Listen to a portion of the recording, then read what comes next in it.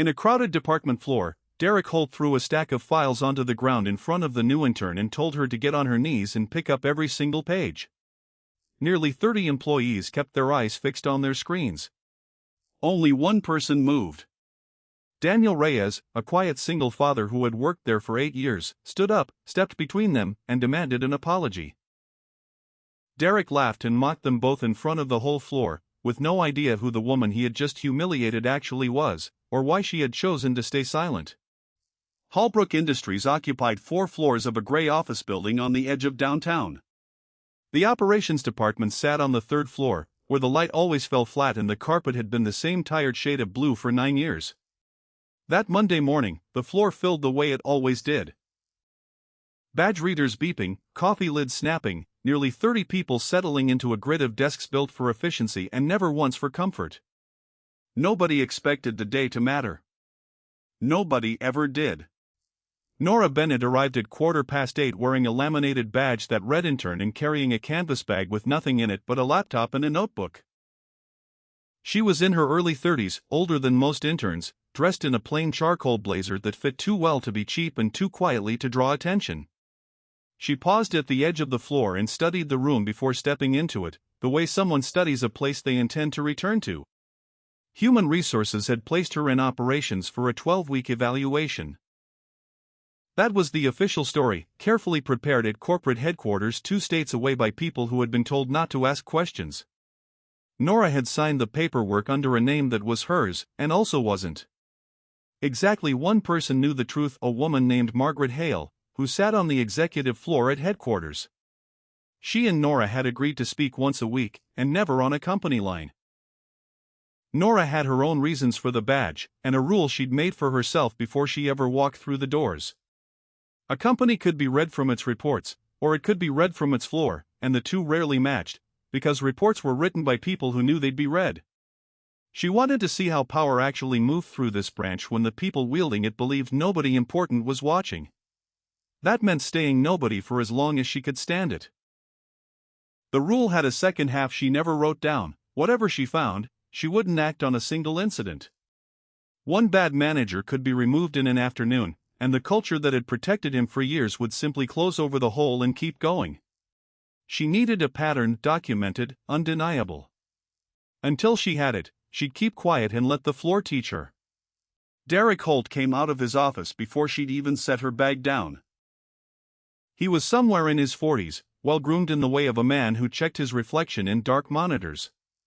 He'd run operations at the branch for 6 years, and in that time he'd learned that the fastest way to establish who he was to someone new was to be generous first. Generosity created debt. Debt created leverage. He'd never once put it in those words to himself, but he used the principle so consistently it may as well have been written down. He shook her hand a half-second too long. "I like to greet new people personally," he said. "Sets the tone. Come by my office once you're settled and I'll walk you through how things really work around here."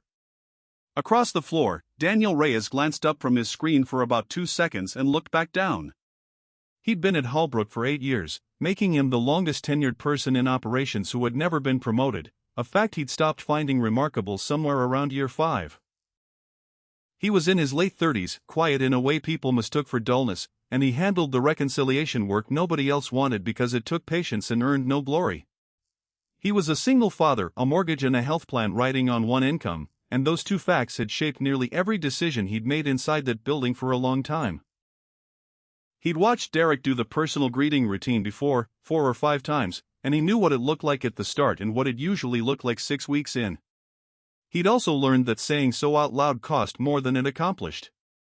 So he entered his numbers and said nothing, the way he said nothing about a great many things. Nora went to Derek's office that morning because refusing on day 1 would have been a statement, and she wasn't there to make statements yet. He talked for 20 minutes about the branch, about how corporate didn't understand the floor, about how the people who moved up here did so because someone decided to move them up. He offered to mentor her personally. He asked, framed as small talk, whether she was seeing anyone, then slid past it smoothly enough that objecting would have made her look humorless. She thanked him for his time and left. By Wednesday it was coffee. By Friday it was a suggestion that they discuss her development over dinner somewhere quieter, since the office was full of people who liked to talk.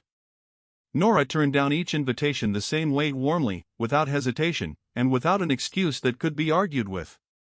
She'd learned long ago that excuses invited negotiation and a clean no didn't. The following week, Derek stopped pretending it was about mentorship. He caught her in the corridor by the file room, close enough that she had to decide whether to step back, and told her that the people who did well in this department understood how to build a relationship with the right person. He said the word relationship slowly enough that it carried its own translation. Interns came and went, he told her, but the ones people remembered were remembered because someone chose to remember them. Nora held his eyes and said she'd rather be remembered for her work. Something in his face closed, not anger yet, more like a man recalculating an investment, and it lasted less than a second before the professional mask dropped back into place. He told her the report on his desk needed a second look before end of day. She walked back to her seat understanding she'd just crossed a line, and that from now on she'd be the most inconvenient person in the room. Owen Price had seen the corridor exchange from the copier and gone back to his desk without a word. He was a senior analyst, well-liked, quick with a joke, and gifted at standing 3 feet outside anything that might become a problem. He'd watched Derek operate this way for years and had built his career on the idea that seeing something and reporting something were two entirely different acts. That afternoon he told himself he hadn't really seen anything at all. What Nora noticed over her first 2 weeks wasn't the man who avoided trouble, it was the one who quietly cleaned up after it. Twice she watched Daniel stay late to fix a variance that belonged on someone else's ledger, and both times the credit went to whoever's name was on it while Daniel said nothing. Once she watched him walk a panicking junior colleague through a submission deadline at 7 in the evening without once mentioning that he had his own work waiting. He never performed any of it, never made sure anyone saw. He just did the thing and went home. She started keeping notes on him the way she kept notes on everything else, and his were the only notes that didn't depress her. The reassignment came the next Monday with no announcement. Derek dropped a printed brief on Nora's desk at 9 a.m. and told her he needed the quarterly variance report by end of day Tuesday. Work the department normally gave 3 days, and work no intern in the branch's history had ever been handed at all. He delivered it without eye contact, already turning away, which was itself the message. She had it on his desk by 4 Tuesday, and it was clean. 2 days later he pulled an unfinished dataset out of the archive, several thousand rows of vendor records that had defeated 2 employees before her, and told her he needed it reconciled before the afternoon meeting, giving her 5 hours. He wasn't testing her capacity, and she knew it. He was building a file. She finished it in 4 hours and found 7 duplicate vendor entries that had been quietly inflating a cost line for most of a year. That part he hadn't planned for. By the 3rd week, the floor had started to talk, and the talk had shifted. People who'd only introduced themselves to Nora out of politeness now stopped by her desk with real questions. 2 junior analysts began routing their reconciliations past her before submitting because she caught things. Without campaigning for it, she'd become visible. Derek felt it the way a man feels a draft in a room he owns. He made his move at the Thursday operations meeting, in front of 18 people, and made it look spontaneous. Walking the room through a throughput problem in the fulfillment pipeline, he stopped and turned to the back row where Nora sat with her notebook. "Nora, you've been with us 3 weeks. Why don't you tell the room why our reconciliation processing time has gotten worse instead of better since we automated it?" It was a genuinely hard question, one 3 managers in that room had failed to answer for 6 months, and everyone understood it had been aimed, not asked. Nora set down her pen and answered it. The automation, she explained, had been applied to the matching step but not the exception step. Every record that failed automated matching still routed to a human queue, and because the front end now moved faster, the exception queue was receiving more items per day than before automation existed. The bottleneck hadn't been removed. It had been relocated and made invisible. She added that the exception queue could be split by failure type, that roughly 70% of the failures came from 3 recurring vendor formatting issues, and that handling those 3 by rule instead of by hand would clear the queue in a fraction of the time. Nobody spoke for a moment. Then Renee Foster, who ran the fulfillment desk and had been complaining about that queue since February, said quietly that she'd asked for exactly that split 2 quarters running and been told it wasn't a priority. Derek thanked Nora for the input and moved to the next agenda item, not looking at her again for the rest of the meeting. Afterward, he stood at his office window a long time, watching 2 analysts stop at her desk on their way back to their own. He'd spent 6 years making sure this department ran on his judgment, that information reached his desk and left it as his decision, that competence on the floor was something he handed out rather than something that simply occurred. She'd answered a question he couldn't, in front of people who worked for him, without a note of triumph in her voice, which somehow made it worse. He stopped wondering whether Nora Bennett could do the work. He started thinking about how to prove she couldn't. The opportunity came the following Tuesday, when he assigned her the operational performance report for the internal quarterly review, the one document headquarters actually read line by line. Handing it to an intern was either confidence or a trap, and nobody on the floor believed it was the first. Nora spent 2 days on it, pulling revenue figures from the ledger system, cost allocations from procurement, and efficiency ratios from the fulfillment logs, cross-checking all 3 against each other twice because the vendor archive had already taught her this branch's systems didn't always agree with themselves. She finished at 8:40 Wednesday evening, verified the totals one last time, and saved the file to the shared operations folder where every departmental report lived.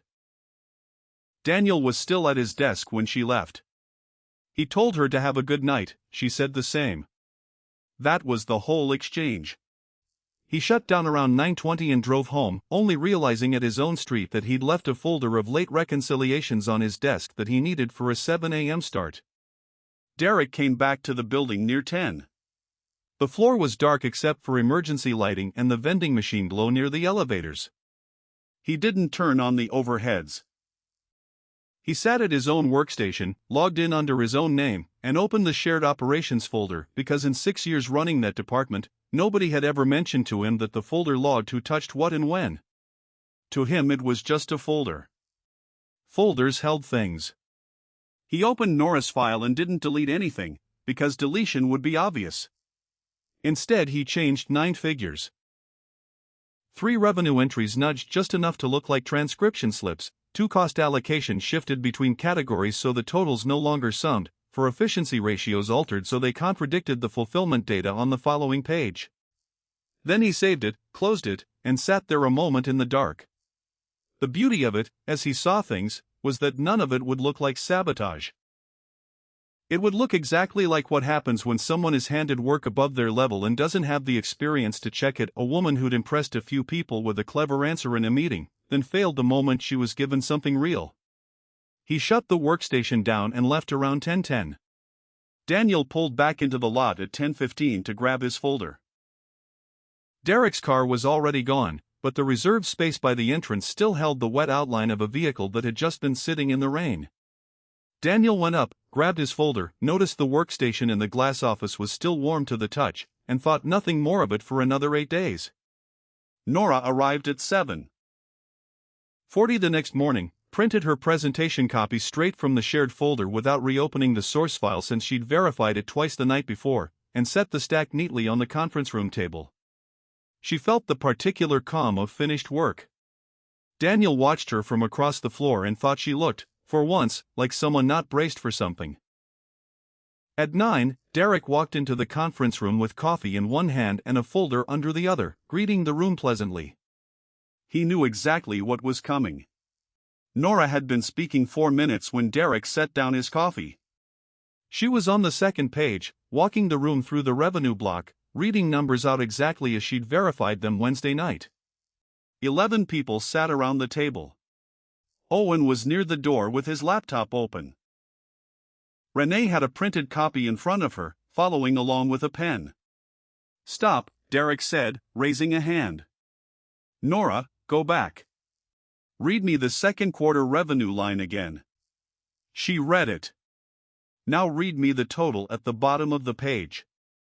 She read that too, and heard it before anyone else in the room did. The total didn't follow from the entries above it. She looked at the number, then the entries, then the number again, and for the first time since walking into that building, something moved across her face. Derek opened his own folder and worked through the document page by page with the patient thoroughness of a man performing a duty. but cost allocations were in the wrong categories.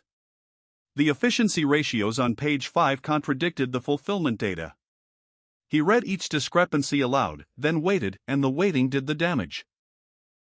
"I verified these Wednesday night," Nora said. "All 3 sources, twice." "Then either the systems lied to you," Derek said, "or you didn't." He closed the folder. This is what happens when someone is handed a document above their level and mistakes confidence for experience. I want everyone here to understand this isn't small. Headquarters reads this report. Renee looked down at her copy and said nothing. Owen nudged his laptop screen half an inch and kept his eyes on it. Nora could have asked, right there, when Derek had last opened the shared folder himself. The question was fully formed in her mind. She could feel exactly how it would land in a room of 11 people. She didn't ask it. She had no proof.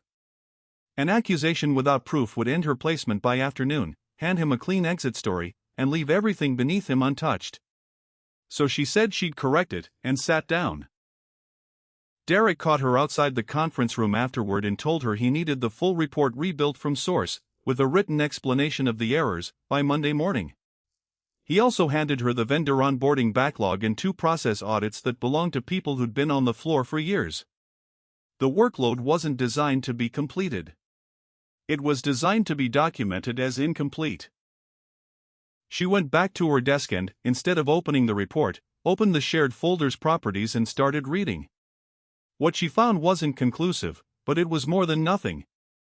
The operations report carried a modification timestamp of 9:58 Wednesday night. She'd saved it at 8:40 and left the building at 8:50. Someone had altered the file after she went home, and the folder had recorded that it happened, even if the summary view didn't show who. She copied the timestamp into her notebook, copied the file to her local drive, and then, no longer assuming anything in this branch would still be there tomorrow, copied it a second time to a personal drive that had nothing to do with Halbrook at all. She had a fact now. Not yet a name attached to it. Daniel found her in the break room at 6:30 that evening, refilling a cup of coffee she'd already let go cold once. He'd heard about the meeting, the way everything traveled on that floor, secondhand and slightly worse each time. "Want some advice you didn't ask for," he said. She turned around. "Go ahead. Whatever you're about to do next, do it slower than you want to." He leaned against the counter. "I've been here 8 years. You're not the first person he's decided to be finished with. There was a scheduler named Roger Sims, about 4 years back, who pushed back on him in a meeting. 6 weeks later Roger's evaluation came back with things in it nobody who worked with him would recognize. He was gone by the end of the quarter and never found out where any of it came from. Nobody said anything.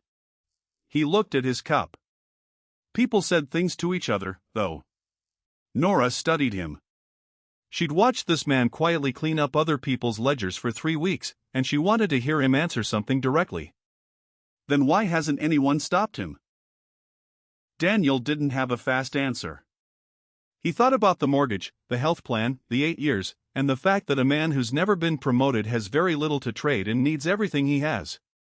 Because the people who could stop him are the people he writes evaluations for, he finally said. And the people who write his evaluation are 2 states away, reading a report he writes himself. That's not an accident. That's a design. She wrote that sentence down that night, word for word, and it stayed with her longer than any of the numbers. She rebuilt the entire report over the weekend, pulling every figure from source a second time, redoing the cost allocation tables from scratch, re-deriving the efficiency ratios from the raw fulfillment logs instead of the summary layer, producing something if anything cleaner than the original. She printed it Monday morning, put it in a folder, and walked it to Derek's office at 9:15. He wasn't inside. He was standing in the middle of the floor near the central aisle, where the sightlines from every desk converged, and he'd put himself there deliberately, waiting for her. Is that it? She held it out. It's complete. Every figure rebuilt from source, with a summary of the discrepancies on the first page. Derek took the folder and didn't open it. He held it up so the 30 people at their desks could see what it was, then spoke at a volume that had nothing to do with the distance between them. 3 weeks ago I gave this department's most important quarterly document to an intern because I was told she was exceptional. What I got back was a document I had to correct in front of 11 people. And now I'm handed a second draft and expected to believe this one's different." He turned the folder over in his hands. "This isn't worth reading." He opened his hands and let it fall. It struck the carpet on its edge and came apart, pages fanning out across the floor, sliding under desks, one landing against a chair leg 15 feet away. The sound was small. What followed wasn't. Every keyboard on the floor stopped. Derek looked at Nora and let the silence sit 3 full seconds before speaking, and when he did, his voice had dropped into something conversational, which somehow made it worse. "Pick them up." Nora didn't move. He closed the distance to just under an arm's length and said it again, with a specificity that left no room for misunderstanding. "Every page. On your knees." Nobody in the room breathed. Renee, who 2 weeks earlier had told a meeting that Nora had been right about the exception queue, looked at her screen. The 2 junior analysts who'd been routing their work past Nora's desk suddenly found reasons to be elsewhere. Owen stood at the end of the aisle with a stack of printouts, close enough to read the look on Nora's face, and didn't set them down. Nora turned her head and looked slowly around the room, deliberately, taking her time, not searching for rescue. She had a phone in her pocket with one number in it that could end this in under a minute. One sentence and she'd watched the color drain from his face. She had never in her adult life wanted to say a sentence more. But she was waiting to find out whether anyone in a room of 30 people would speak up for someone who had nothing. That was the entire question. That was what she'd come to this branch to learn, and no consultant's report in the country could have answered it. It was being answered right now, while the pages of her work lay scattered on the carpet. 6 seconds passed. Then 8. Not one person stood, and Nora understood, with a clarity that felt almost physical, that she had her answer, the worst one available, and that she'd have to live with having asked the question this way. Then a chair scraped back at the far end of the floor. Daniel Reyes walked up the aisle without hurrying. He wasn't a large man. He had no title, nothing about him that had ever commanded a room. Everyone watching understood exactly what his math looked like, and understood he was about to get it wrong on purpose. He stopped between Nora and Derek and turned to face his department head. "Pick them up yourself." Then apologized to her. Derek laughed, genuinely, which was the strange part, and looked at Daniel the way you'd look at something that had malfunctioned in an entertaining way. Then he looked past him at the 30 people now openly watching. 8 years, he said, to the room rather than to Daniel. 8 years in this department, same desk, same pay grade, and now he wants to tell me how to run my floor. You know why you're still where you are? Because this is what you do, you spend yourself on things that don't return anything. Daniel didn't move. Derek turned to Nora, his voice dropping into something instructional. And you need to learn where you sit. You're an intern. You've been in this building 28 days. The fact that a few people were impressed by you doesn't make you a colleague. It doesn't make you my equal. The sooner you understand your position, the easier this is for everyone. He turned back to Daniel. You're standing in the middle of a floor telling your department head what to do in front of 30 people, over an intern who won't be here in a month. Think about what you're spending. Say one more word to me and I'll make sure you're not here either. And you know I can. Daniel knew he could. He knew the evaluation cycle, how it worked, who signed it. He knew what a termination in his position would do to a household running on one income. And he knew there was no version of the next 12 months in which this was a survivable decision. He stayed exactly where he was. Derek looked at him a long moment, then bent down, picked something up, straightened, and walked back to his office. The door closed with a control that was more frightening than a slam would have been. Daniel knelt and began gathering the pages. After a moment, Nora knelt beside him and gathered them too, and the two of them worked in silence in the middle of the floor while 30 people found other things to look at. Neither said a word until every page was back in the folder. What followed over the next 10 days wasn't aimed at Nora at all. On Wednesday, Daniel was pulled off the systems migration project, the only high-visibility work he'd touched in 3 years. Derek sent the notice by email at 7 a.m., citing capacity. On Friday, Daniel's mid-cycle evaluation appeared in the portal with 4 new entries in the concerns field that hadn't existed the previous quarter, including a line about resistance to direction and one about conduct inconsistent with departmental standards. The following Tuesday, Derek called him into the office and slid a printed statement across the desk describing the incident on the floor as a disruption initiated by an intern who'd behaved unprofessionally when receiving performance feedback, requiring a witness signature confirming that account.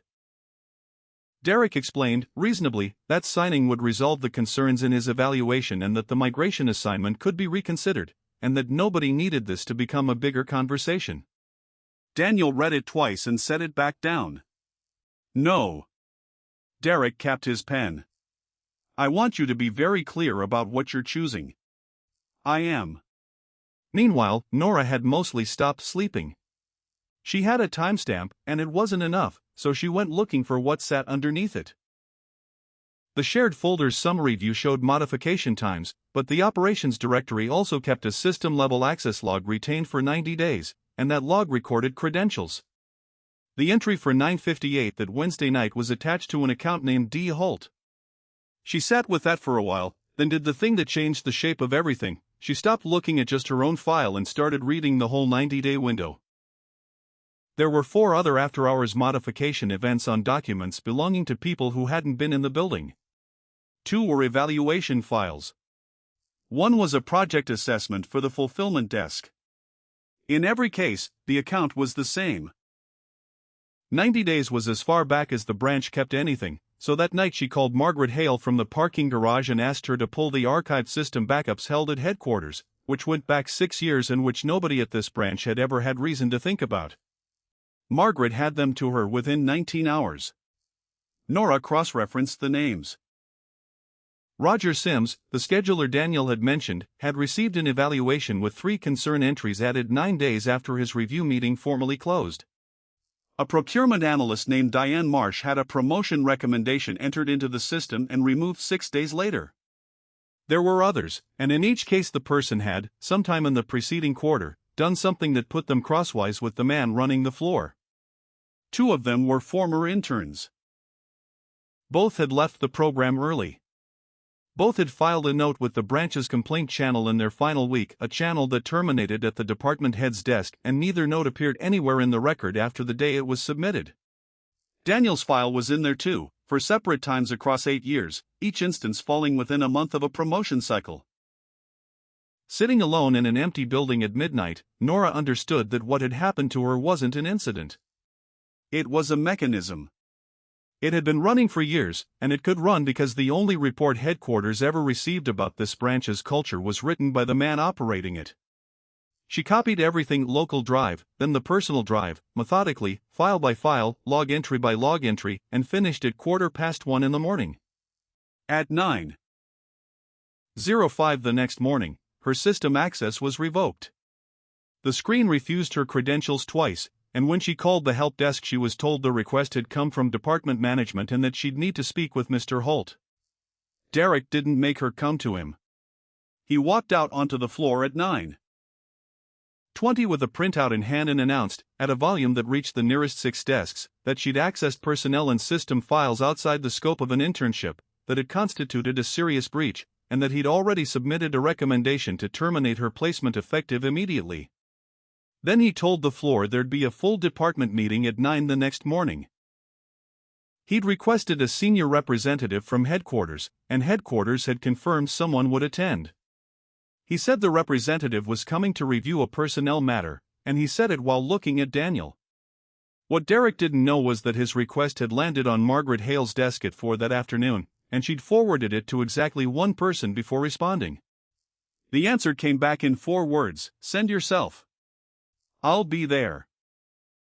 That evening, Daniel waited for Nora by the elevators. "He's got a signature line with my name on it and a meeting tomorrow," he said. "That's not a coincidence and we both know it. You should call whatever contact you have at headquarters tonight and get yourself out of this before they put you in a room with him." "And you?" I'm 8 years in, unpromoted, with a bad evaluation already in the system. There's no clean exit for me. He shrugged. You've been here 5 weeks.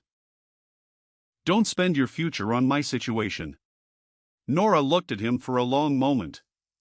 If standing up for me tomorrow costs you everything, she said, would you do it again? Daniel answered without any hesitation. Yes. Being an intern doesn't mean he gets to treat you like that. She didn't respond. She just stood there in the corridor looking at him while the elevator arrived, opened, and closed again with neither of them stepping inside. That was the answer she'd needed. The third-floor conference room held 30 chairs when set up for a full department meeting, and by 8:55 the next morning everyone was filled, with 4 more people standing along the back wall. Derek had come in early to arrange it himself, podium at the front, the long table and outer chairs angled so the whole room faced it, a folder with a printed statement waiting on the podium shelf. He was wearing a different suit than usual, with the specific energy of someone who'd rehearsed in his car. Nora sat at the far end of the conference table, laptop closed in front of her, badge still clipped to her jacket where it had been for 6 weeks. Her system access, revoked the previous morning, hadn't been restored. Daniel sat against the side wall and hadn't spoken to anyone since walking in. Margaret Hale arrived at 9:01. Somewhere past 50, silver-haired, in a dark suit that had been tailored rather than bought, carrying a leather portfolio under one arm, introducing herself to no one. Derek met her halfway across the room, shook her hand warmly, and directed her to a chair beside the podium, which she took without comment, setting the portfolio on her lap without opening it. Owen stood at the back wall, arms folded near the door. Derek began at 9:05. Thank you all for being here. I don't schedule full department meetings without cause, and I want to be direct about the cause, because this floor has earned a straight explanation. He opened his folder. 6 weeks ago this department accepted an intern into a 12-week evaluation placement. Nora Bennett. He said the name without looking at her. I want to be fair. She arrived with confidence and made an impression on some of you early. But confidence isn't competence, and everyone in this room needs to understand the difference, because it's the difference that costs companies money. He walked the room through it methodically, a genuinely well-built presentation, which was the most damning thing about it. He described the quarterly operations report and the errors he'd identified in front of 11 witnesses. He described a second submission he called unverified. He described a disruption on the floor when performance feedback had been delivered. Then he arrived at the part he'd built the entire morning around. 2 nights ago, this intern accessed system-level directories and personnel evaluation files restricted to management. She did it after hours, using an operations credential never scoped for it, without authorization from me or anyone else in this building. He looked at Margaret for the first time. I've submitted a recommendation to terminate the placement immediately. I'd also note that the placement originated at headquarters, and I'd respectfully suggest whoever approved it didn't do adequate diligence. Margaret wrote nothing down. Derek closed the folder and set it aside, his tone shifting into something almost regretful. There's a second matter, and I take no pleasure in it. Daniel Reyes, would you come up here, please? Every head turned. Daniel stood, walked to the front, and stopped beside the podium, looking at Derek and waiting. Derek took a single sheet from the folder and laid it on the podium, facing outward so the nearest seats could see it existed. Daniel's been with this department 8 years. I want the room to understand I didn't want to be here. What I need from him is a signature on a witness statement confirming what he saw on this floor 10 days ago. That an intern responded to legitimate performance feedback with unprofessional conduct. He turned the sheet toward Daniel. Sign it, and the concerns in your current evaluation are resolved, and we move forward. Refuse, and I process your termination alongside hers today.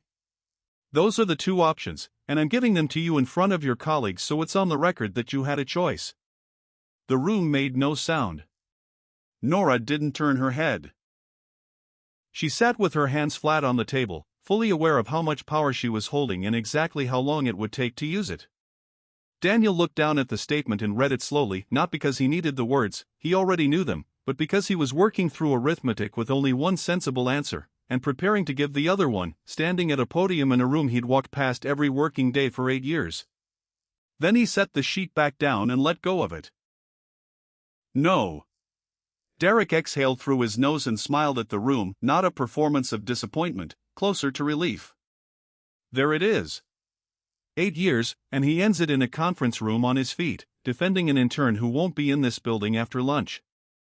I want the younger people here to remember this moment, because this is what it looks like when someone decides a gesture is worth more than a career. He turned toward the podium chair. Miss Hale, you can terminate them both. Margaret didn't move. She sat for 2 or 3 seconds with the portfolio still closed on her lap, then stood, and the room registered the shift before it understood it, because she stood like the ranking person present in a room about to find out why. Mr. Holt, she said, do you honestly not know who she is? Derek's expression didn't change immediately. It arrived in stages. I'm sorry? Nobody answered him. Nora pushed her chair back and stood. She reached up, unclipped the laminated badge from her jacket, looked at it briefly. Nora Bennett, intern, operations, walked forward, and set it face up on the podium next to the witness statement, where the front of the room could read both at once. She left it there. Nora Ashford, Margaret said to the room, appointed chief executive of Halbrook Industries by the board 7 weeks ago. She's been in this branch for 6 of those weeks, at her own request and with the board's authorization, conducting a direct operational assessment of this location. I've been her point of contact at headquarters. Your request for a senior representative landed on my desk yesterday afternoon. She's the one who decided which of us would answer it. The silence in that room had a texture to it. Renee put a hand over her mouth. One of the junior analysts who'd been routing work past Nora's desk sat down very suddenly in a chair that wasn't his. Owen, at the back wall, closed his eyes. Daniel stood beside the podium and didn't move at all. He wasn't thinking about the branch, or the board, or the badge on the shelf. He was thinking about a woman standing motionless on industrial blue carpet 10 days earlier, her work scattered around her feet, and about the fact that he'd believed completely, without any doubt, that she was a 28-day intern with no title and nothing to give anyone. He hadn't stood up because he knew she had power. He'd stood up when he was certain she had none. Nora opened her laptop on the table and turned it toward Margaret, who connected it to the room display without being asked. The wall screen came alive with a directory listing. I'll start with the operations report, Nora said, and her voice in that room wasn't the voice anyone on that floor had heard for 6 weeks. I saved the completed file to the shared operations directory at 8:40 on a Wednesday evening and left the building at 8:50. The file was modified at 9:58 that same night. 9 figures were altered, 3 revenue entries, 2 cost allocations, for efficiency ratios. Nothing deleted. Changed. She brought up the next screen, and the log entry filled the wall, the account name large enough to read from the back of the room. D. Holt. The operations directory keeps a system-level access log with credential attribution. That's the account that made the change. It's on the screen behind me, and it'll be in the investigator's file by this afternoon. Derek said nothing. He'd gone a color people would describe differently afterward. I could have raised this the morning after that meeting, Nora went on. I didn't, because I would have removed one manager and left everything underneath him exactly where it was. So I kept looking. Here's what's underneath. Derek Holt was suspended at 9:41 that morning, pending an independent investigation. Margaret Hale read the terms aloud, and 2 people from corporate security who'd been in the building since 8 o'clock escorted him to his office to collect a limited number of personal items. He didn't speak to anyone on the way out. Every personnel decision he'd made in 6 years, evaluations, promotion recommendations, disciplinary records, terminations, was reopened for review by an external firm reporting to the board rather than to the branch. The 2 intern complaints were referred out separately, with investigators instructed to contact both women directly and accept whatever answer they gave, including no answer at all. The 4 retaliatory entries in Daniel's file were removed that week, and then Nora did the thing that mattered more than any of it, nothing else, for him, at all. she didn't promote him. She didn't thank him with a title. She had enormous power, and it would have taken one sentence, and she understood clearly that a sentence like that would teach the entire branch exactly the wrong lesson, that the way to get ahead at Halbrook was to be standing near the right person on the right morning. Instead, she instructed the external firm to examine 8 years of Daniel's performance record against the promotion criteria the company had published, without telling them anything about what had happened in that conference room. The finding came back 7 weeks later.